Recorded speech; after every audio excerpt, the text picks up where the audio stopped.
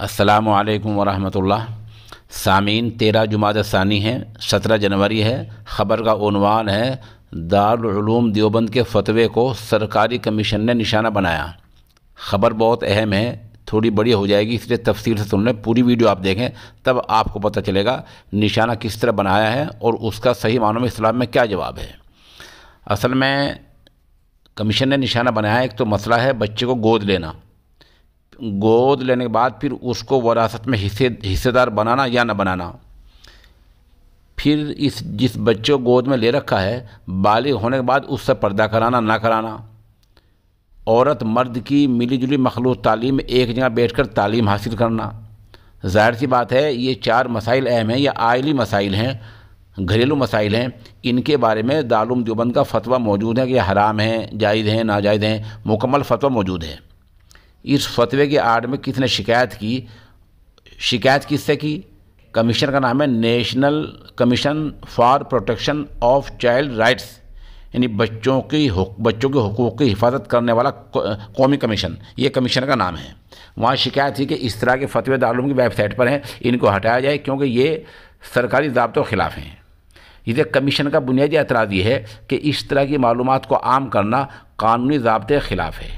Commission نے سہارنپور کے ضلع مجسٹریٹ کو قانونی نوٹس بھیج کر ضروری کارروائی کرنے کو کہا ہے۔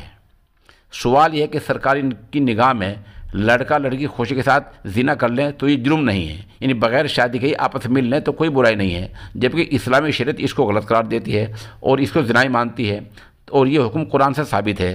تو کیا ایسی باتیں کہنا اور ایسا فتویٰ دینا اب قانون جرم ہو جایا کرے گا؟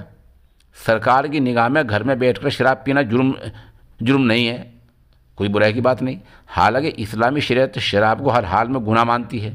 تو کیا شراب کا حرام کہنا بھی اب جرم بن جائے گا؟ اسلام مذہب سود کو حرام قرار دیتا ہے، حالانکہ سرکار کی نگاہ میں سود درست ہے، سارے بینکوں میں سود کا کاروبار ہو رہا ہے۔ تو کیا سود کے حرام ہونے کا فتویٰ دینا بھی اب جرم کہا جانے لگے گا؟ اسلام میں تاش کھیلنا حرام ہے، جبکہ سرکار کی نگاہ میں تاش کھیلنا کوئی جرم نہیں ہے۔ تو کیا ایسی باتوں کو حرام کہنا اور فتویٰ دینا اب جرم کے دائرے میں آ جائے گا؟ اگر اسی طرح جرم ثابت ہونے لگا اور جرم کے دائرے میں سب باتیں آنے لگی تو پھر ہندوستان میں مذہبی آزادی کا مطلب کیا رہ جاتا ہے؟ کیا دستور ہند میں مذہبی آزادی کا حق نہیں دیا گیا ہے؟ کیا یہ نہیں کہا گیا ہے کہ ہر شخص کو اپنے مذہب پر آزادی کے ساتھ عمل کرنے کا اختیار ہے؟ اگر ایسا کہا گیا ہے تو کیا کمیشن کو ان بات کا علم نہیں ہے، یا کمیشن مدرسے کو پریشان کرنا ہی جانتا ہے؟ ان باتوں پر غور کرنے کی ضرورت ہے۔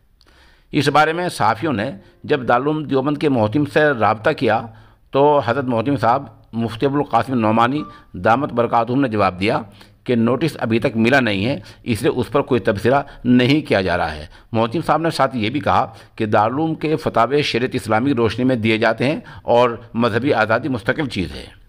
ادھر اس بارے میں جمعیت علماء ہند کے قومی صدر اور دارالعلوم دیوبند کے صدر مدرس مولانا سید ارشد مدنی سے رابطہ کیا گیا تو انہوں نے کہا کہ ابھی نوٹس نہیں ملا ہے، نوٹس آئے گا تو دستور ہند کی روشنی میں اور مذہبی آزادی کی روشنی میں اس کو دیکھا جائے گا، پھر تبصرہ کیا جائے گا۔ بہرحال یہ کمیشن کا نوٹس بہت ہی غلط ہے اور یہ ایک طرح سے مذہب میں مداخلت ہے، یہ ناقابل برداشت بات ہے۔